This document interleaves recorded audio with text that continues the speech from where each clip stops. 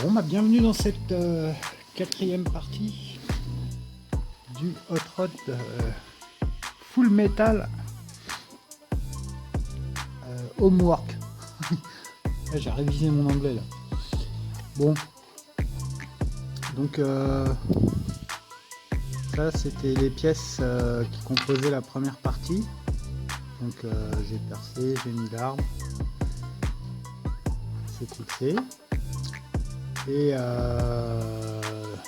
en calculant donc le nombre de tours de démultiplication qu'il y a entre le différentiel arrière, enfin différentiel, l'arbre arrière, parce qu'en fait le pont là c'est un arbre fixe comme on voit là, malheureusement, donc il va peut-être falloir, je fais une petite parenthèse déjà, modifier le pont pour essayer de rentrer un petit différentiel là-dedans. Je sais pas si ça va être possible.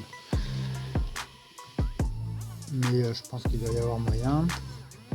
Et ensuite donc le pignon et la couronne du pont plus cette grosse poulie et l'entraînement, ça nous fait à peu près du 7,5 tours, c'est à dire qu'il faut que le moteur il fasse 7 tours et demi pour faire un tour de roue, voilà, et vu que c'est des roues assez grandes, hein, elles font 60 et quelques il me semble.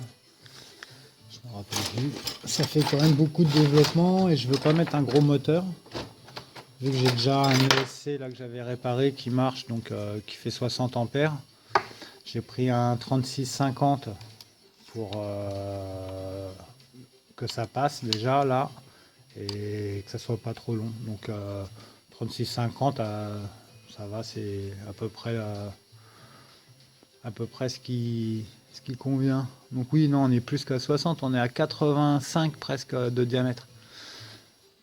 Donc vu que je veux pas faire un modèle excessivement rapide, je préférerais donc démultiplier encore, et je me suis trouvé donc cette couronne et ce petit pignon. Alors malheureusement le trou c'est du diamètre 2,5. Enfin, sinon je retrouverai des pignons avec le même module, hein, c'est du 0,8 il me semble. Et voilà cette couronne en plus. Donc comme ça va venir là-dessus.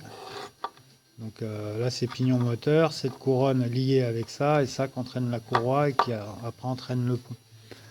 Oui, voilà. Bon bah c'est parti. Clac. Oh, bah voilà. Nickel.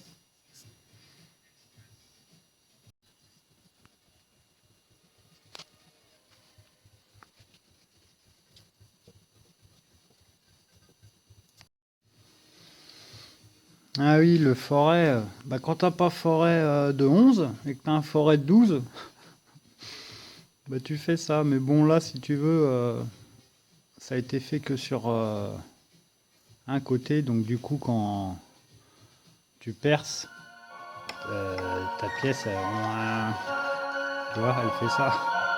Mais bon, en tournant pas trop vite, tu vas voir, je pense que ça va le faire. Tiens, je te pose là.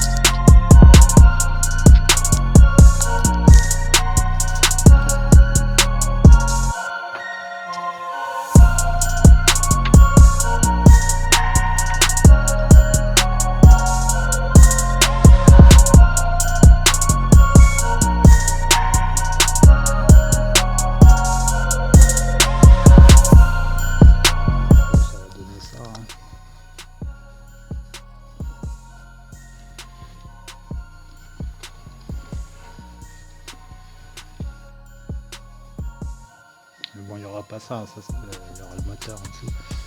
Donc là, le compartiment moteur,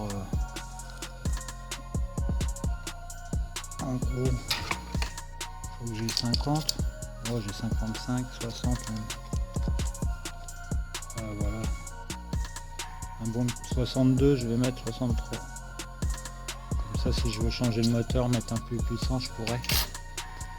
Pour faire des speedruns. Mais bon, ce qu'il y a là, avec le pont soudé comme ça à l'arrière, il faudra tourner, mais à très basse vitesse, parce que ça impliquera qu'il y ait des pneus qui dérapent. Et à haute vitesse, ce qui risque de se passer, c'est que ça mette un gros choc et que la voiture, elle se retourne. Donc, je vais quand même essayer de mettre un différentiel. Voilà. Bon, bah, c'est tout pour aujourd'hui.